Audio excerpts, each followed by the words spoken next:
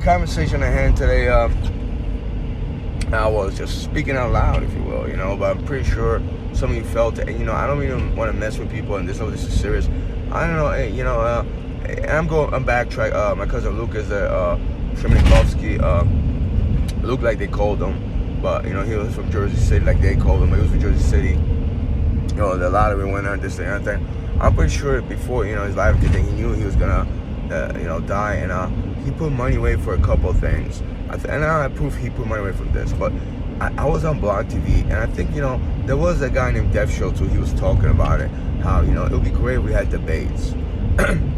And, sometime, and I started talking about it on Blog TV in 2012, but it's like, it's not about who said this and the other thing. It would be nice, like, once a month, or I would say once a week, but let's say once a month. We had a debate, like right now, maybe once a month, and not just presidential debate.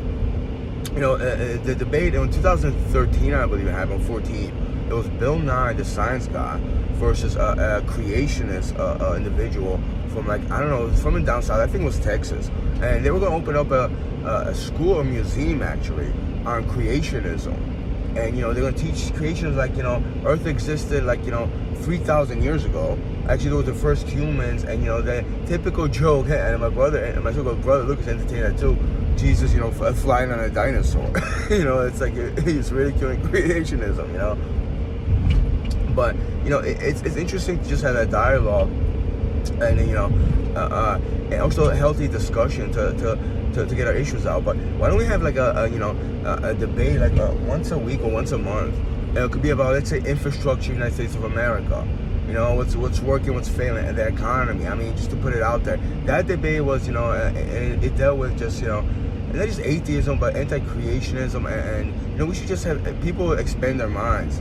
Even though, we don't agree, like, even a creationist, even though we have that discussion, and it shouldn't be, I'm not saying televised, that one was like on the internet. I saw it was on PBS, and it was streamed on the internet.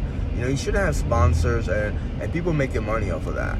It should be about progress, and actually, people get credit. It's like, there's people playing on TED Talks. They're very intelligent, have an opinion, and even on TED Talks we should do that, but we should be streaming for everybody. And in society, so maybe states as a whole, maybe a lot of people just wouldn't like that. I don't know, but I remember a lot of people saw that debate. That's something that we should get into. It's like, when I was chatting it up in my car, I was I was really upset. I was going like aggressive mode. I was angry, but it's like, that's something that I should be focused on. I like my martial arts, mixed martial arts. Sometimes I want to watch that. I get it. Some people like the football, basketball, but it's like, we have to come together as just a nation, a society, and we have to stimulate minds. Really, what that is, stimulate minds, and actually get a dialogue going. Even you could stream it on YouTube, and you could have a platform like a comment section. People could actually, leave comments in that live stream, live comments, and then afterwards comments on the side even. The whole thing with YouTube is just, there's so much, things going on we could change. But as a nation, before the presidential debates, we should have debates, on, let's say, immigration, for or against. And actual debates, like, does it work? How we're gonna tell the new immigrants, how we're gonna do with that. I mean, we could expand it. It could be like, a couple times in a month, depending where it goes. And it will be not just an educated public, instead of just throwing out rhetoric, and people just even closed in, or people even being either chanting, protesting, but people either picket signs and the same phrases. We should just have even the situation in Gaza, the situation in Ukraine. We should have a debate and actually facts right there in debate. And you can't just, where it's a debate, you cannot manipulate facts.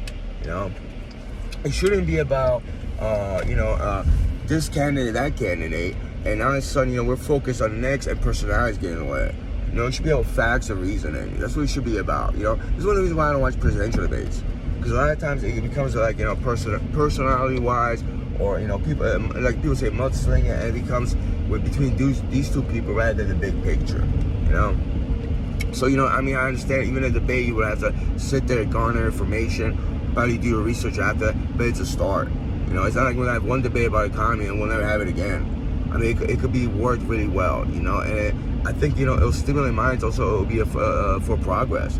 people will be more not just educated, but they'll be more enlightened, and they'll have a little bit more wisdom and awareness about a lot of topics. I'm not that aware about economy.